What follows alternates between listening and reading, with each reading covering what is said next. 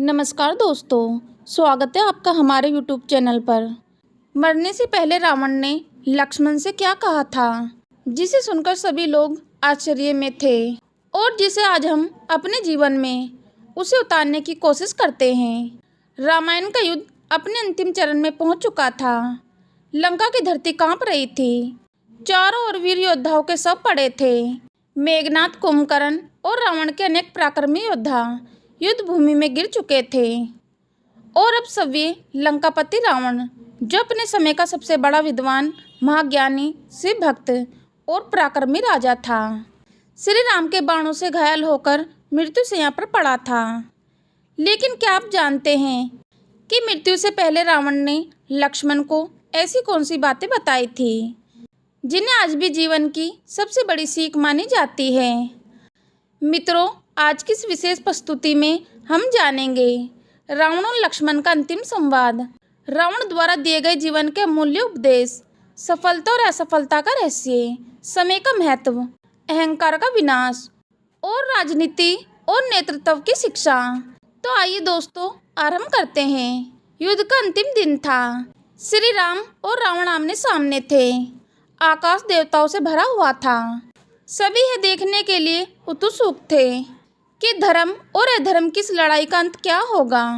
रावण के पास असाधारण शक्तियाँ थी। वह वेदों का ज्ञाता था।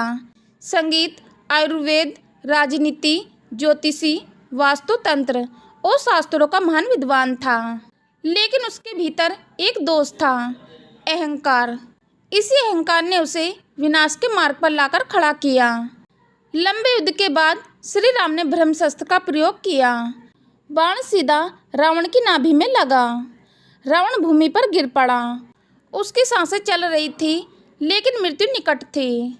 जब रावण मृत्यु शैया पर पड़ा था, तब श्री राम ने लक्ष्मण से कहा, लक्ष्मण, रावण केवल एक राक्षस नहीं है, वह महान विद्वान भी है।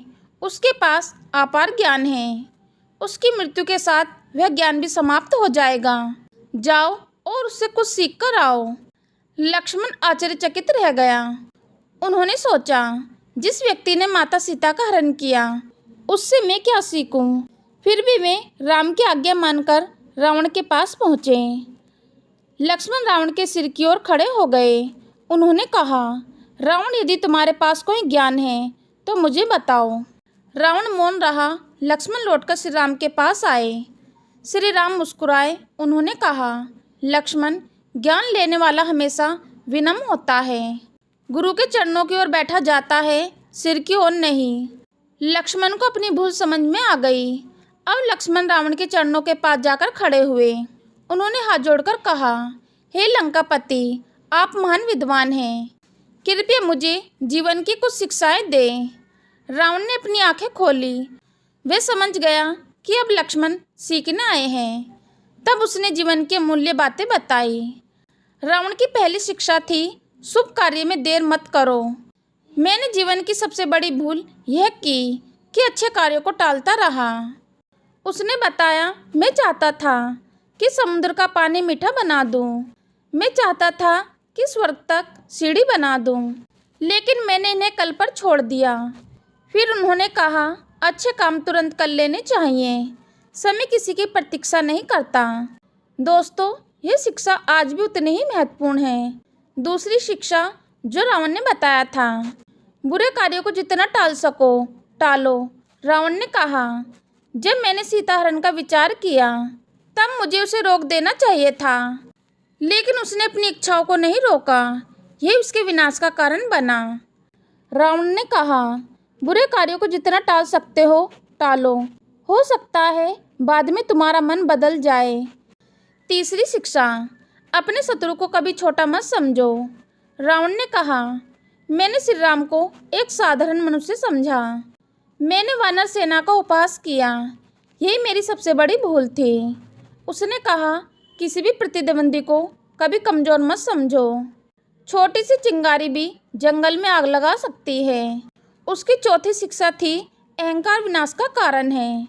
रावण ने कहा, मेरे पास शक्ति थी, मेरे पास ज्ञान था, मेरे पास धन था, लेकिन अहंकार ने सब नष्ट कर दिया।